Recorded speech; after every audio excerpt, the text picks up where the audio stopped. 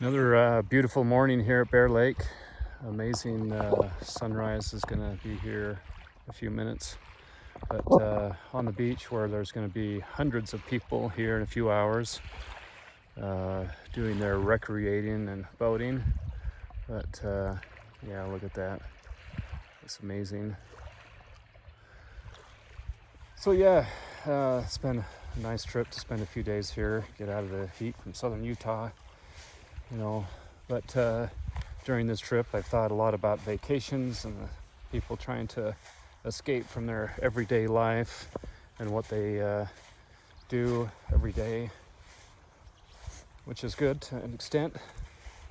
But I love studying about Jesus and some of the things that he taught us to live a more abundant life. He said, it's been written of old in the past. People have taught that, hey, it's okay. You can live your life as long as you don't kill, you don't steal, you don't commit adultery, you don't get, you live the 10 Commandments, everything's good. And Jesus came along and said, no, actually, you need to upgrade, major. You can't get even angry with your brother. Go and reconcile yourself to him. If you got an issue, go and make things right. Don't even harbor anger. So a step beyond. Someone, in the past had been said, hey, eye for an eye. If someone injures you, you've got every right to come and injure them and mess them over. And he came and said, no, that's not right. Matter of fact, if someone hits you on the left cheek, turn to them on the right and allow them, love those that persecute you and hate you. And so upgrade. A big one that he talked about is, in the past it's been said, thou shalt not commit adultery. That was the commandment. But he said, you should not even look upon a woman to lust after her. Because if you've done that, you've committed adultery in your heart already. So, how do you go about walking along a beach and keeping things in the right order? There's a lot to do with what you look at is what you eventually get. The direction of your gaze, you have two options. Where do you want to go in life? The first thing you have to do is kind of set some plans and make a direction, make goals, look to where you want to go, and head that direction. It's all about looking, planning. Do you have plans higher, better? Be free from sin, free from bondage, free from the things that tie you down. Do you keep the Lord in your sight and his teachings, and his attributes, his character? Or do you allow your body to take control of your desires? Your body takes control of everything that you want or need. That's taking you down. So you can have two choices. You can look up to the heavens and to the Lord and his example, his character, his attributes, and take that on. Or you can look down to what your body wants, those physical appetites. And so, there's nothing wrong with, you see a beautiful horse in a pasture, the definition of the muscular fitness of that horse. It's something to be admired and respected. And, there's nothing wrong with admiring the beauty of a woman, but that's about it. That's about as far as you can take it. Even the scriptures said that Mary, Jesus' mother, was fair above all other virgins. She was a beautiful woman.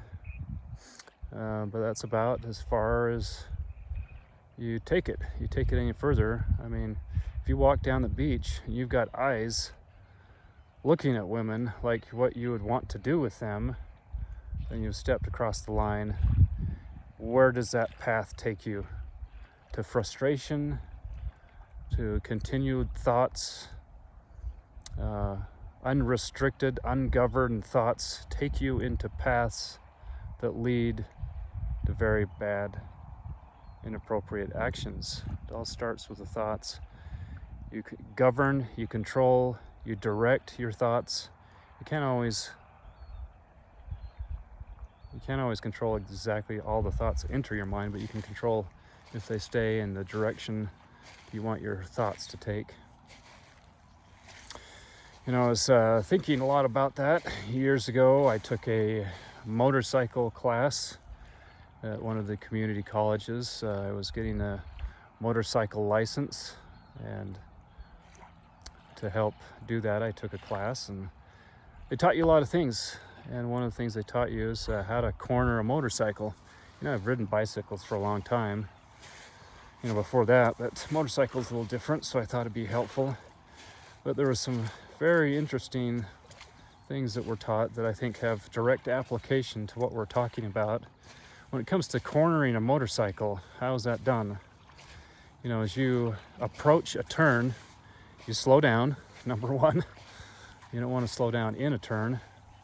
You slow down, you enter the turn, you probably want to be on the inside of that lane. And then as you're making the turn, you counter steer. You want to turn, to the right. You might be pushing the handlebars a little bit to the left. It's counter steering. It's kind of counterintuitive, but the faster you go, that's what it requires. And then you kind of lean into the turn. And the very crucial part of this is you don't look down at the road beneath you. You look ahead of where you want to go. You don't fixate on any particular point in front of you. You look ahead of you, ahead to where you want to go. Very interesting. So I think this has direct application. We're not looking down. We don't want to regress. We want to improve each day of our lives. We want to get better, improve. Whoa, that was a big hole in the sand.